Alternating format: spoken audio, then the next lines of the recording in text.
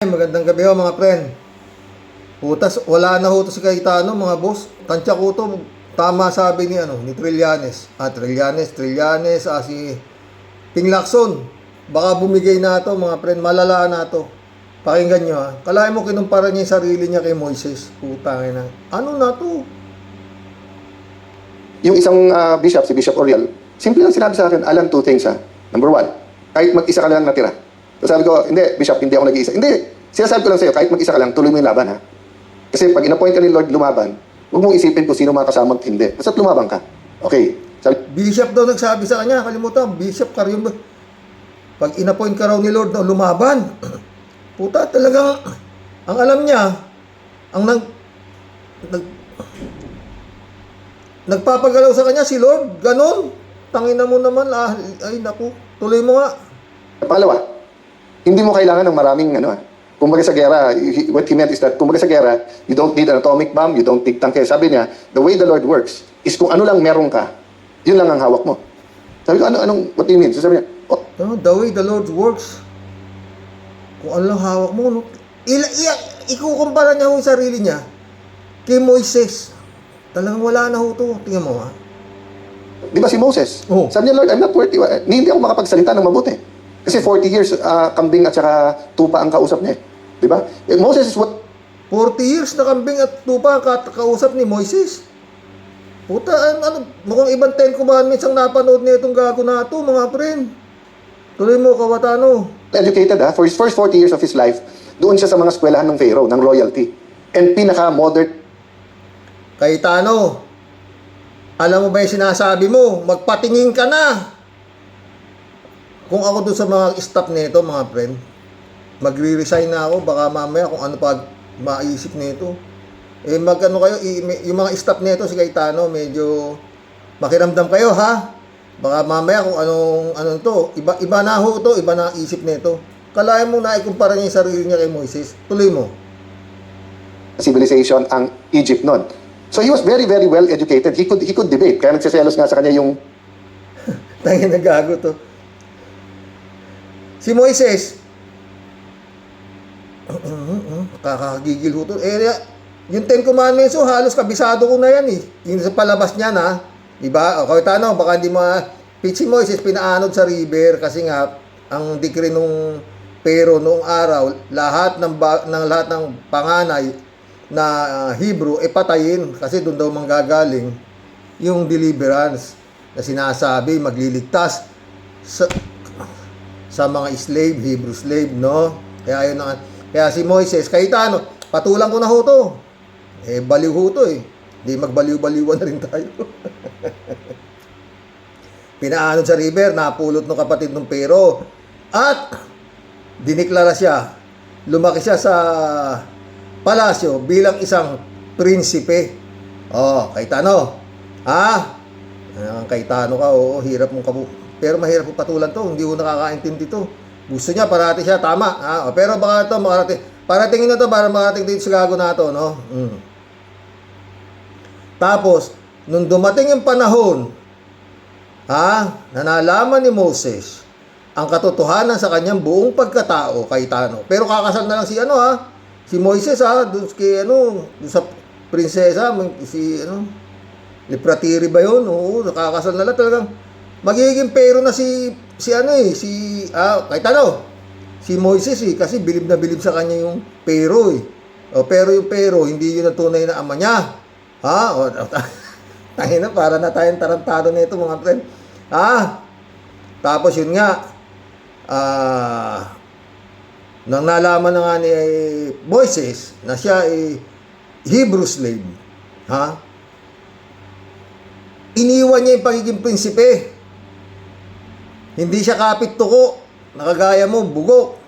Ni Senate President lang, di mo mabitaw-bitawan, gago. Samantalang si Moises, yung pagiging prinsipe niya, na malapit na siya maging pero, iniwan niya.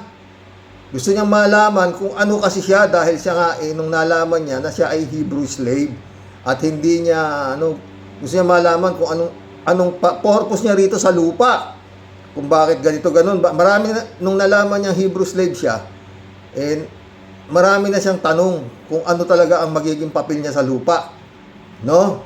Pero maraming nagsasabi, pati yung ina-inahan niya na dumampot sa kanya,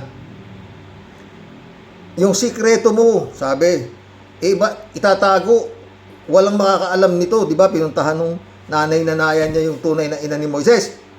Tangin na, tapos na tayo dyan, kala mo kay Tano ka eh. Maski hindi ako nagbabasa yung Biblia na yan, no? Kasi mahirap talaga, parang natatakot ako magbasa. Baka kagaya na ito, animal na to, tingnan mo na baliw. Meron pa akong kilala eh, si Damian Soto. Baka merong sing edad ko, no, na kilala niyo si Damian Soto. Masyado ring matalino sa Biblia. Bandang huli ang gago. Hindi na siya naniniwala sa Diyos, kay Jesus. Ang mas pinaniwalaan ni Damian Soto, si Jose Rizal. Ayan, gano'n. Pero magaling sa debate si Damian Soto. Pagdating sa mga bersikulo, kapitulo sa Biblia, loko-loko si Damian Soto eh. Nabaliw yata kakumputan na. Maski sino, inahamon niya, basta debate sa Biblia. Marami yung matalino sa Biblia na nasiraan ng bait eh. Kagaya Iglesia ni Cristo. Wala silang Pasko. Dahil wala raw doon sa Biblia na pinanganak si Cristo ng December 25. Kaya sa Iglesia, ang Pasko ay araw-araw. Ano ba naman tao? Ang dami. Pero hindi lang naman dito sa Pilipinas. Marami pa sa ibang bansa. Mga Kenneth Copeland, mga Benny Hinn, mga talagang mga gunggong din, yung mga follower doon. Puta. Yumaman lahat yung mga putang na nagpapanggap na pastor sila eh.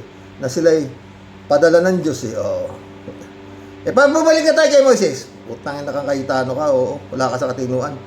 Iniwan ni Moises yung pagiging prinsipe. Humalo siya sa mga slave. Naging slave na siya. Nung nalaman niya na siya ay Hebrew slave. Come to the point nga na yun. Nalaman niya, hinuli siya. At siya ay itinapon. Pinatapon siya ni Ramses. Yung kanyang kapatid na one-time brother nga raw siya. Tinapon siya at yun na, lumayas siya, pinalayas siya. Pinalayas na siya sa palasyo. At dumating na yung panahon, ayun na. Nandun, naging shepherd si Moises. Pero marami siyang tanong tungkol sa Diyos. Kasi nga yung mga nakahalubilo niyang mga Hebrew slave nung siya ang boss doon sa pinapatayong treasure city. Siyang pinagtayo, mga ganon. Sabi nung isa, sabi ni Joshua, Almighty God, mga ganyan-ganyan. Sabi ni Moses, if your God is Almighty, why do you let you be slave? He will choose the hour of ganito. Matagal nag-intay yung mga Hebrew sa deliverance. Hindi naman alam ni Moises na siya pala yun. Di ba? Di pumunta na siya doon. Ganon. Bandang huli, yun na. Nakita niya yung burning bush sa taas. Di ba? Umakyat siya at dun nga, ikaw naman Cayetano, tangina mo, yung pagiging Senate President mo lang, di pa mabitaw-bitawan, kapit tuko ka eh. Di ba? Tuloy natin sinasabi itong gago nito.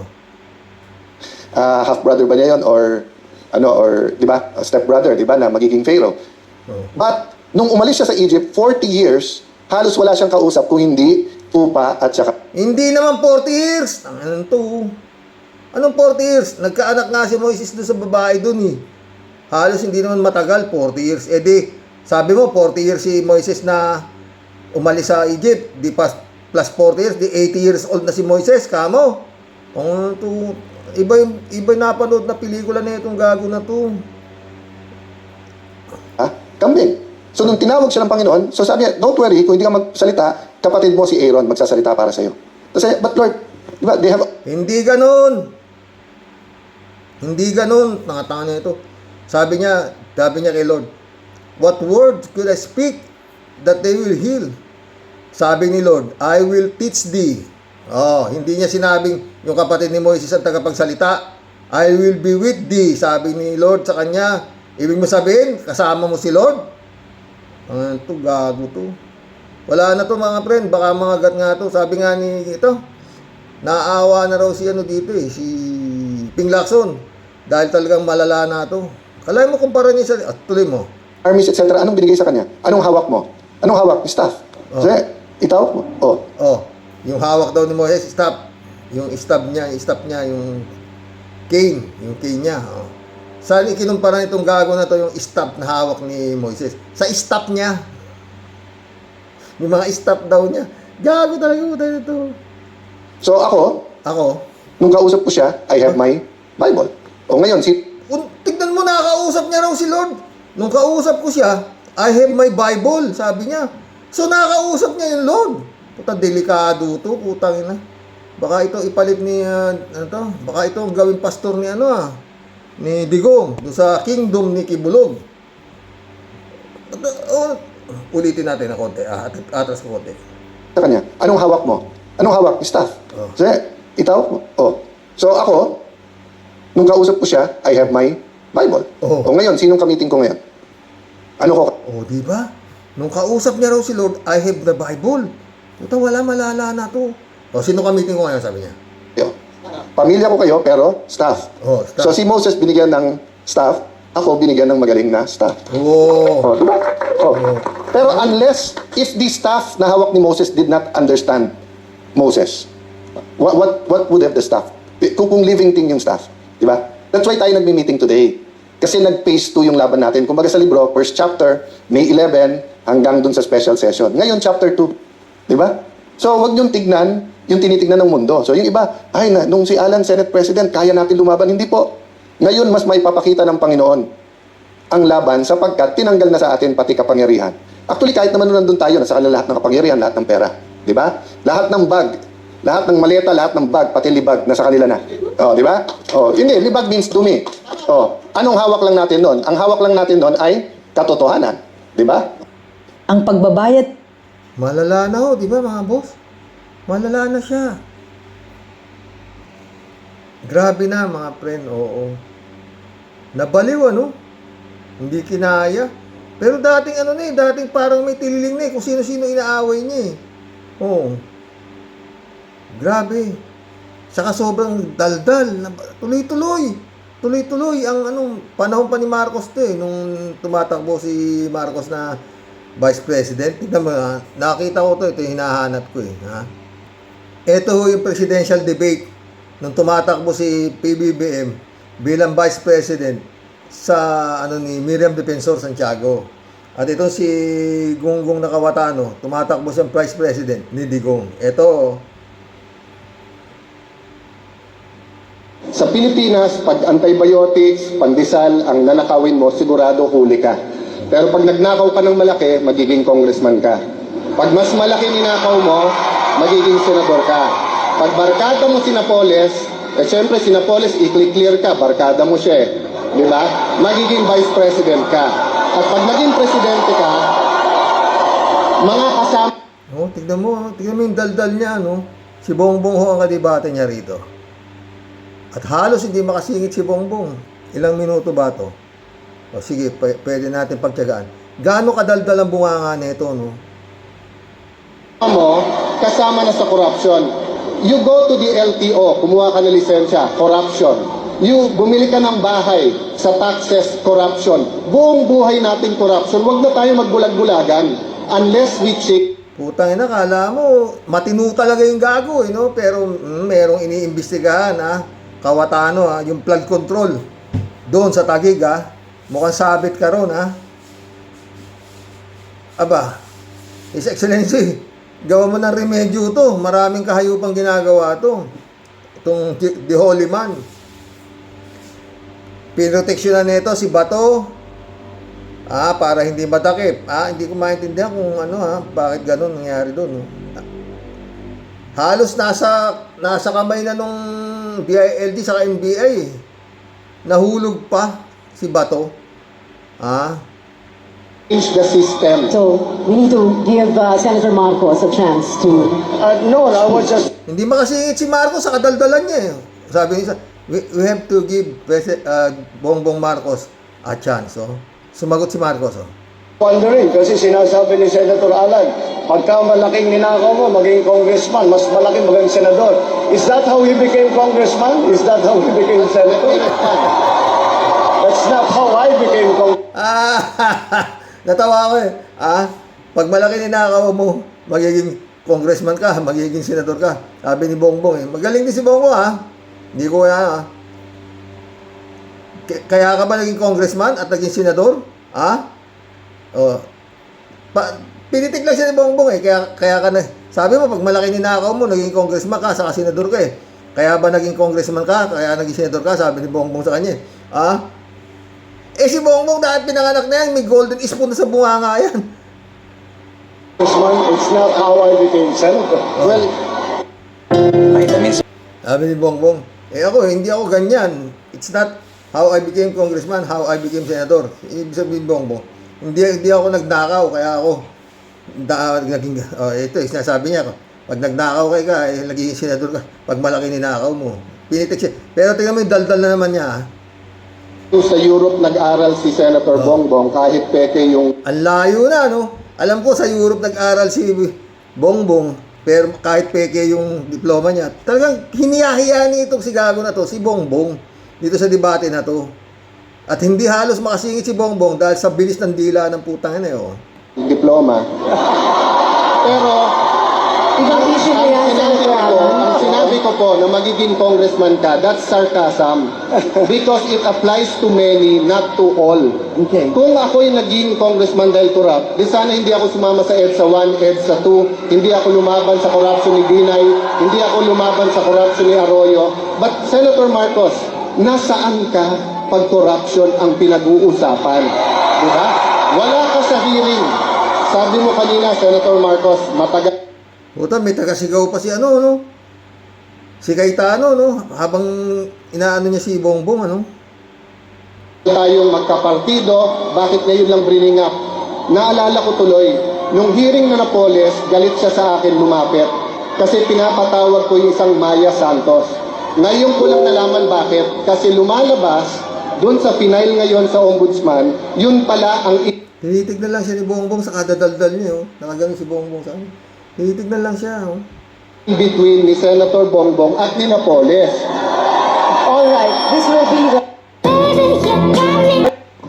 Mga taga Santiago City. To be fair to you, Senator Bongbong, yun din ang akala ko. Kung may Napoles ka, bakit ngayon lang? Eh, tinignan ko eh. 2007 to 2009 lang yung audit, 2011 yung sayo. Kaya ngayon lang lumabas. Pangalawa po, hindi totoo walang basihan ang numero. $4 billion na po, 2 bilyong piso ang na-recover ng PCGG. Ayan po, chairman ng COMELEC, dating PCGG, na hindi ko alam kung sa akin siya natatawa o kay Senator Bongbong. Pangatlo po, $1 billion ang ngayon Pangatlo po, $1 billion ang ngayon pinaglalabanan pa rin ng gobyerno at ng Marcos family. Pang-apat po, sa SALN ni Senator Bongbong, 200 to 500 million pesos po. Never ka naman nagkatrabaho kung hindi sa gobyerno. Saan mo kukunin ang ganong kalaking pera? Sabi ni Senator Bongbong, wala daw bahid ang kanilang pamilya. $10 billion ang nanakaw nung panahon nila, 450 billion pesos. Nung isang linggo lang po, nagulat ako, 205 million po niligay sa Napoles na mga NGO. Pork barrel po yon ng Tumatawa si Bongbong, eh. hindi ng tatay niya pero siya. Kung yun po ay hindi pa bahid politika, hintayin nyo maging vice president siya. Baka $100 billion na ang mawala sa atin. Tingnan niyo po ang interview ng mismong nanay po ni Senator Bongbong. Sabi nung nanay niya, Lahat dilalahura ni Cayetano dito sa ano na to, sa debate na to. Gaganon-ganon si Bongbong. Tinitingnan na lang siya, eh. Kung pwede lang, sakali na yata to, eh. Maano rin talaga si Bongbong, no. Pero hawak mo bola ngayon, His Excellency. Nakalimutan mo na ba itong debate na to? Kung paano ka dinalapurak nito? Eh, hindi mo naman kasalanan, nakabalik ka, di ba? Oh, landslide ka pa nga eh. 31 million boto mo. Tapos pinababayaan mo lang itong nagwawala ito. Eh, pwede na itong kasuhan to eh. Oh, tsaka yun nga, may flood control to. May nakakita ko, laki pa lang, billion din ang kinananay itong tagig na to. Oo, baka pwede mo na imbestigahan to at ng mga kalaboso na to, hindi ganito ang ginagawa nito. Oh. Daldal ng daldal eh. Practically own the Philippines, telecoms, all these businesses. It's all on the record. I-google nyo, yung may telepono po ngayon, i-google nyo yung recovered ng PCGG. But ibahin natin usapan, sabihin nyo nang hindi totoo for the sake of this debate, kahit totoo. Anong hearing sa corruption nakita nyo nag-appear ang isang Bongbong Marcos? Kahit anong Kala ko, siya doon, kami daw Nakatingin lang si Bongbong sa kanya. Oh. Hindi makasingit si Bongbong. Ito yung masasabihin nung parang yung narrator na ano. Bigyan mo naman natin ng oras si Bongbong para magsalita. Kasi puro daldal lang ng daldal siya. Oh. politika kasi nilalabanan namin ang corrupt. Madali po mga kababayan, madaling magsabi kami anti-corrupt. Pero yung itaya mo buhay mo, itaya mo karir mo, awayin mo, si Enrile nakaaway nila, pero ngayon siya ini-endorse. Kaya hindi inimbestigahan ng mga negosyo ni Enrile dun sa Cagayan. Yun po ang klase ng paglaban nila sa corruption. Salita lang, walang gawa. Kung magkakabatas po, hindi ko haadlangan yan kung yan ang gusto ng tao. Total, mas magaling naman asawa kong politiko sa akin. No?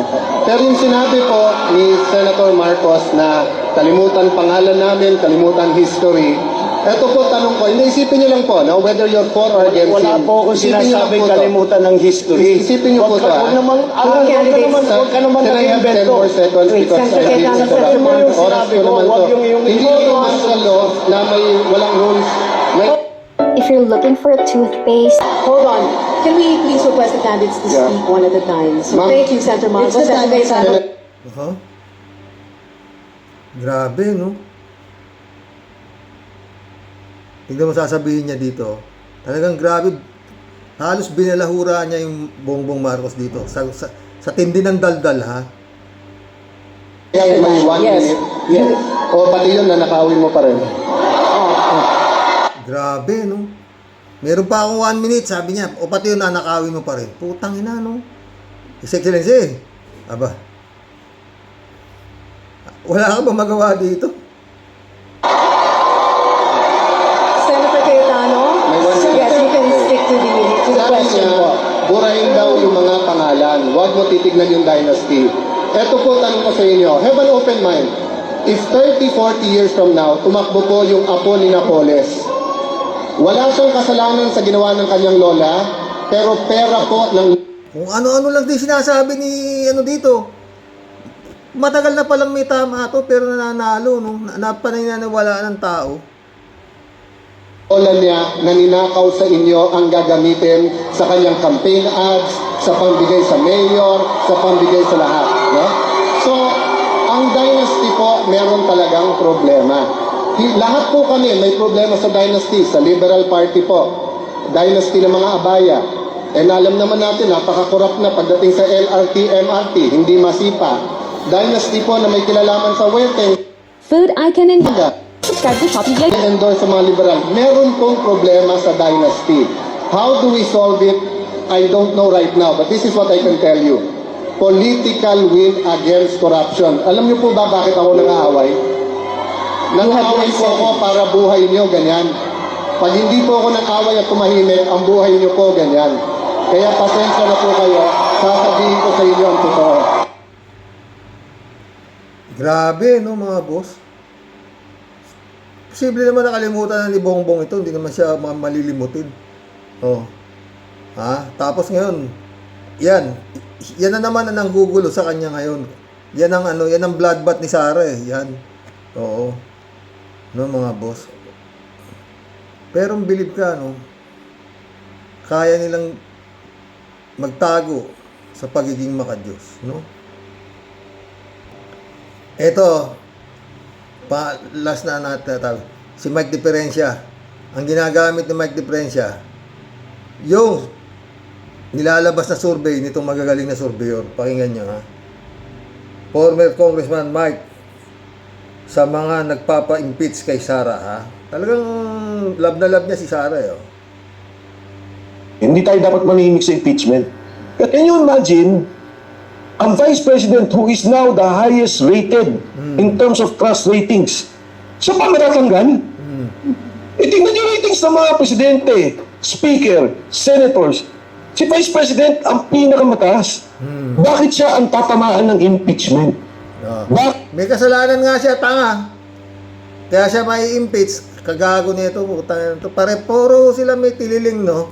At ang pinagbabasihan nitong gago nito, yun nga, mataas daw ang trust rating na ginagawa nitong magagaling na surveyor. Hindi naman natin alam kung saan nagsusurvey. Tuloy mo. Kenko. Siya ang kakasuhan. Oh. So ito po, Hindi siya kinakasuhan. Meron siya kasalanan, kaya siya may kaso, tanga. Binibigyan nga siya ng due process para ipagtanggol niya. Marami siyang abogado, hindi naman siya sumisipot. Anong klaseng... Pero parang nakita ko, dinakip na yata itong gago nato eh. Oo. Qualified human trafficking ang kaso nito, no bail. Ewan ko, totoo nakita ko ang nangyari, definition nila ng politika, naging politikang partisan, politika talaga. Ilan kami, ilan kayo, pagbotohan natin yan. Diyan ko ginagalang si Pangulong Rudy Duterte. Yan eh! Nung panahon na nakaupo siya, i-impeach nila si Vice President Leni Robredo. Na kayang-kaya niya. May bilang siya sa Kongreso. Dapat ginawa niya. Para nalaman mo kung kayang-kaya niya. Na inimpeach niya si BP Leni Robredo. Alam ni Digong na pag ginawa niya yon, magwawala ang tao, gunggong. Dahil walang kasalanan si BP Leni Robredo para i-impeach niya. Wala to. Kaya hindi in-impeach ni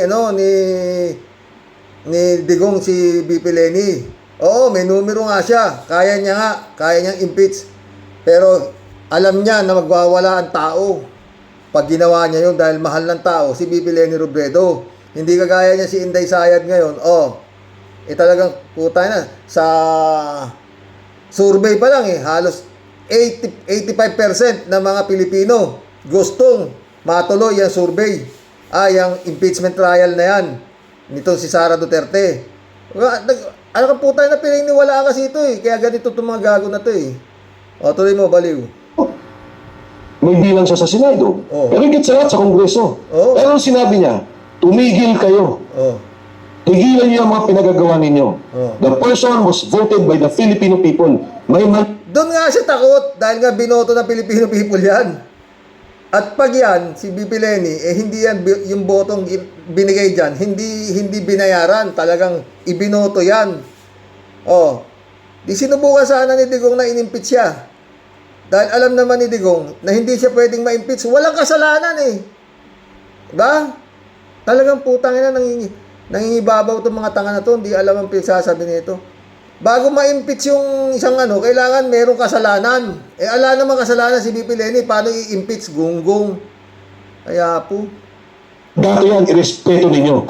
Yun ang salita ni President Duterte. Yun nga sinabi ni Duterte. Dahil maraming nagbubulong kay Duterte na tanggalin na si Leni Robredo para solo. Wala nang balakid sa mga kahayupang ginagawa nila. Pero sabi niya, hindi pwede yan. Pinoto talaga ng tao yan. Hindi yari siya. Walang kasalanan Kaya, gago, no? Magkulam na tayo. Hindi pa ako, inom lang ako lusatan, Shout out, brother Eliasistio. Whiskey, shout out. Lakas na sayad mo, Kawatano. Lakas mo nang mag-gaslight. Balik sa'yo lahat. Nakakahiya ka sa tatay mo. Nakakahiya ka sa tatay mo. Ulul. Sabi niyo. Michelle Edwin Mike, shout out my friend Apolinar Tolentino, shout out. Kung magsasalita ito si Cayetano, akala mo siya lang anak ng Diyos. Wala namang naniniwala at nakikinig yata sa kanya. Siya lang naman ang bunganga ng bunganga. Yung iba naman, wala namang sinasabi. Maluwag na yata nilyo nito buhat ng nawala sa pwesto.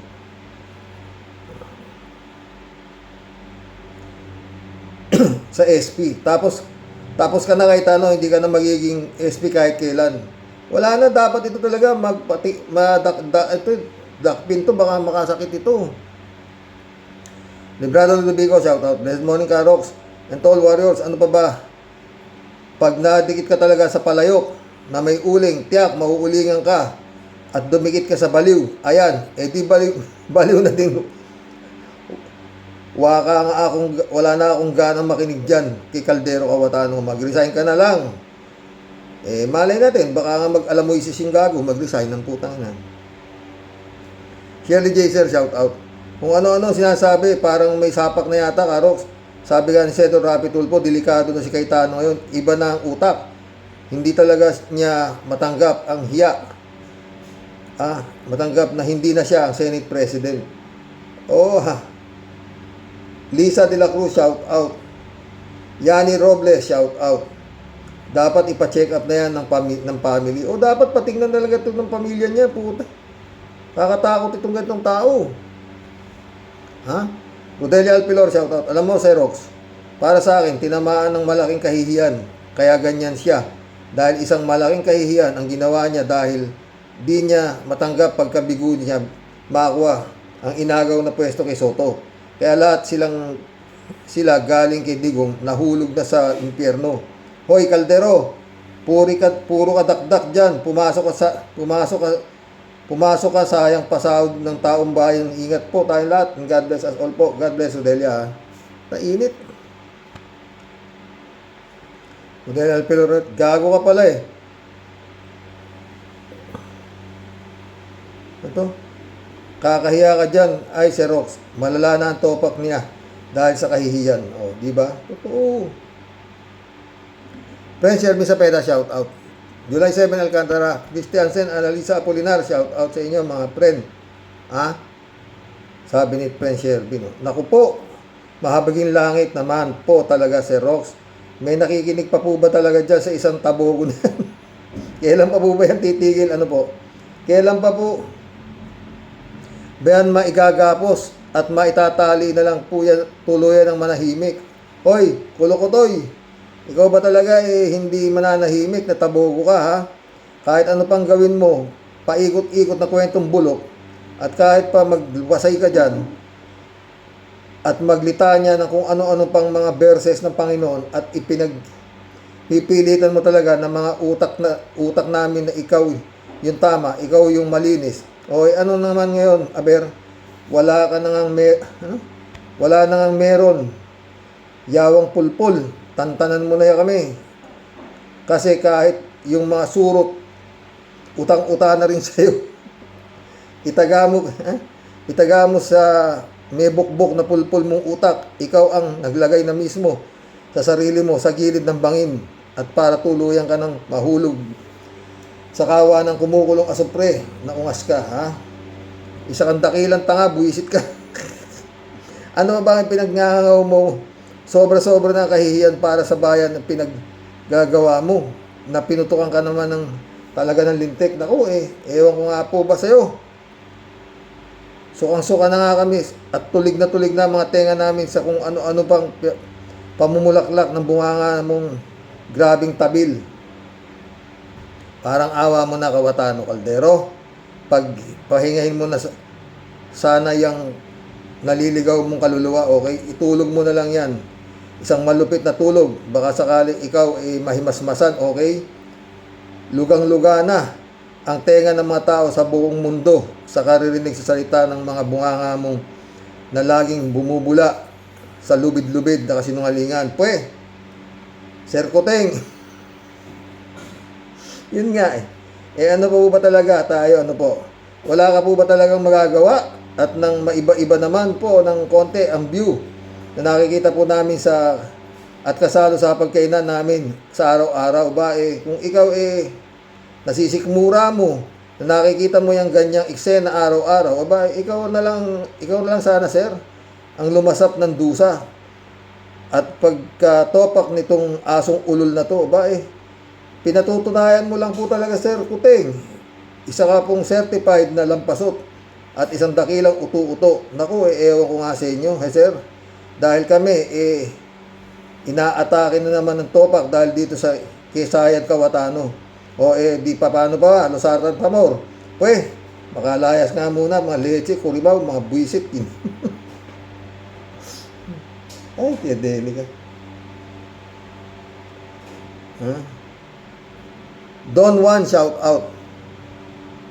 Pinaglihi sa puk ng manok, yan si Kayato, putak ng putak, dakdak ng dakdak, na wala na sa pagkadisente at di na maituturing na honorable. Dapat dyan, supalpalan ng tae sa muka. Dapat. Pastor John Lagon, my friend, shout out. David Allen Mendoza, good evening po, Karos. Ano po ba tinutumbok na mapagsasabi ni Alan Peter Cayetano? Masyado po atang dinandam ang pagkakaalis niya sa Senate President. Parang nagsisimula pa lang ang kwento pero siya na nasa ending na lang sinasabi. Wala talaga, baliw na eh. David ulit Karox, bakit nga ba ngayon nagsasalita ng ganyan si Cayetano? At sabi nyo nga po ay bakit di siya nagngangaw ng ganyan nung panahon ni Digong? Ang dapat kadibate niyan si Cayetano ay si Kong Pastor Benny Abante. Tignan natin kung sino ang susuko sa kanilang dalawa. Pinoy si South Bay, shout out. So much using for self-interest. He is not a Christian. He is accountable to God by using his words in a wrong intention. Totoo yan, Pinoy si South Bay Marily Pabianak, shout out Good morning po tayo sa mga ka-warriors. Happy Father's Day po sa inyong tay. At sa lahat po ng ama ng ka-warriors. Nagwo-worry nga po si Senator Lacson. Tila daw po papunta na sa pag-meltdown.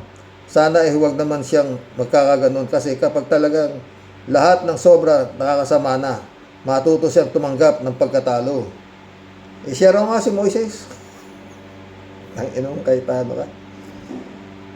Perdi Ramirez, shout out. Hindi ba sinasabihan ito ng mga ka-fellowship niya na mag-move on na baliw na yata at hindi na siya tanggap ng mas marami sa kanyang mga kasenador at mamayang Pilipino kung ano-ano na lang pinagsasabi. Yun nga, Perdi. Nakakaumay, may messianic complex yata. May delusional disorder. May delusional disorder na baka malapit na yung maging sipsupper niya. Yung tanong niya kung naging magulo ang Pilipinas ay oo dahil sa kanya. Ang walang ya, tinanong pa, gagong ulol na yata. Okay, welcome to the club, Perdi Ramirez,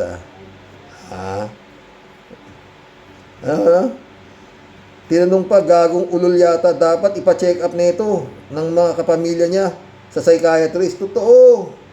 Puta ko, ako asawa nito, matatakot ako, baka bigla ka sakalin yan. Tol, Jojo, shout out. Happy Father's Day, Tol, at sa lahat ng subscriber, enjoy our day. Nangyayari sa politika sa bansa natin. Wala na talaga. 3JC Hope, shout out Sir Rox, wala na, bumigay na kaisa isang tornilyo ni Kayo. Dapat hindi siya nagsenador, dapat nagpari siya. Ang sinasabi niya ay hindi naman niya isinasabuhay sa English. Walk the talk. Kaso si Caldero, talk the walk. Talk lang ng talk. Tapos, ang mga kinikilos naman niya, puro labag sa utos ng Diyos. Totoo. Hindi nga kampo ng demonyo itong hayop na ito, kaya hirap na hirap siya magtago sa Panginoon. Hindi niya alam kung paano ang Diyos. Kumpara niya sarili niya kay Moises, kundi gago. 3J siya pa rito. Kaya nasabihan tuloy siya ni Lacson na wag naman sanang mag-meltdown at baka kitlin niya sarili niyang buhay. Sana gano'n na lang para wag na magdamay. Totoo yan. Kailangan pangaralan ni Pia ang kapatid niya.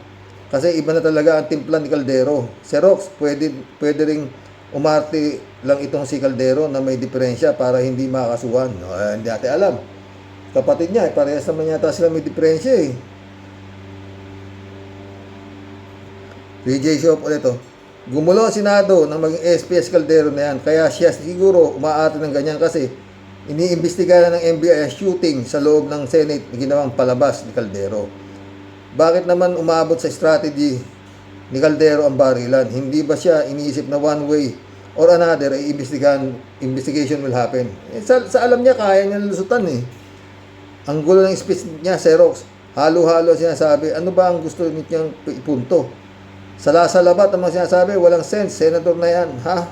Ay, mga DDS, hindi pa ba kayo natatakot na sasapitin ninyo pag kayo ay hindi tumigil sa pagiging DDS? Ganyan ang mangyayari sa inyo. You will go crazy. Totoo eh, ha?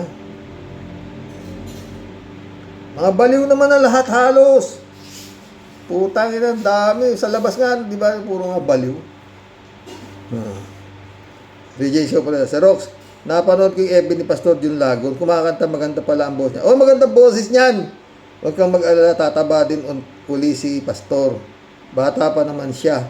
Basta kumain lang ng marami at uminom ng vitamins. Hello kay Pastor Jun Lagon. I'm thankful to our God Almighty for healing you and continue to keep you healthy. Kaway-kaway lang, Pastor. Ingat lagi. God bless. Oo. 3J Show ulit, oh. Si Rox, yung tungkol sa mana, yung istorya ni Lotlot de Leon, walang pinagkaiba sa Senado yan. Akala ni Caldero, sa kanya pinamanan ang SP at hindi pwedeng mawala sa kanya. Alam mo, Sir Rox, ipagpalagay na natin wala nang mamana si Lotlot at iba pang mga kapatid. Bilang si Ayan ang tunay na anak, dapat partihan niya rin ang kanyang mga kapatid. Kung Sir Rox, I repeat, kung hindi ka ganid at wala kang takot sa Diyos, kapag kasi ganid ang isang tao, dyan may problema. Tungkol naman sa kapatid ng asawa mo, ang advice ko lang, para sa kalusugan ng asawa mo, bayaan mo na lang niya. Kahit milyon pa kasi yan, hindi naman mababayaran ng milyon piso ang ating kalusugan. Hindi naman. Oo, kaya kong dalhin si Mrs. Oo. Tsaka nalilibang siya dito pag nanonood siya ng mga comments nyo. Masaya siya. Oo. Totoo yan. Mas mahalaga mamuhay tayo ng kaunti lang ang pera. Basta malinis ang konsensya. Nagmamahalan kayo, kumakain ng mahigit 3 beses ang araw. May bahay na tinutuluyan, sapat na yun. Kung sasabihin ng iba, sayang naman yung milyon. Sayang nga, kaso ang kapalit naman nun, pagdurusan ng isip mo, katawan mo, at madadamay pati pamilya mo. Hindi, friend Jane, hindi basta pera yan. Oo, hindi basta pera yan. At saka, yung prinsipyo ang ipinaglalaban ko. Hindi mo ba naman narinig, friend Jane? Sabi ko, magbigay lang ng isang kasalanan itong kapatid nila kung bakit nila huwi na lang niya. Kanila na yan. Yun ang hindi ko matanggap at hindi niya rin matanggap. Wala kaming ginawang pagkakamali sa mga hayop na yan. Oo. Para walang yain siya. Oo. Tsaka yun nga, nung walang-wala sila, ako ang naging sandalan nila. Hindi basta pera ang pag-usapan natin, friend Jane. Hindi basta milyon. Totoo yan. At saka yun nga, hindi tama mahirap palagpasin. Dahil walang yato Kailangan talaga mo. LC Rezaga, shout out. Kalat ni Baya, shout out. Good evening, Kasani. God bless your family. God bless your family too, Kalat ni Baya.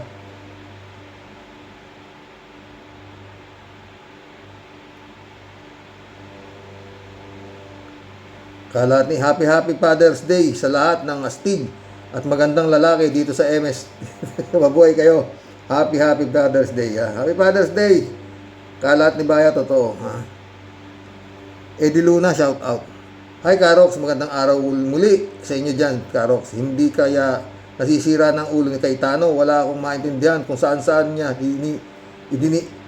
iintindihin pati ako. Maloloko na din sa pag-intindi ko sa sinasabi niya. Diyos ko po.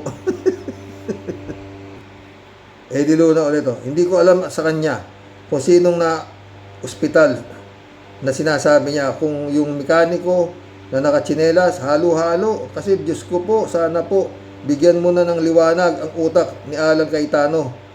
Baka po makapangagat pa yan. Salamat. Mission accomplished, mga friend. Shout out. Dolor Garcia. Friend, I'm Wilson. Eman Scalonanak. Shout out. Hanggang bukas po muli, mga boss. Basta yan, paulit-ulit. No? Kailangan bago ka bumaba ng pwesto, His Excellency, malinis mo itong mga basura na to. Kung hindi, kawawa itong bansang ito. God bless. Good night.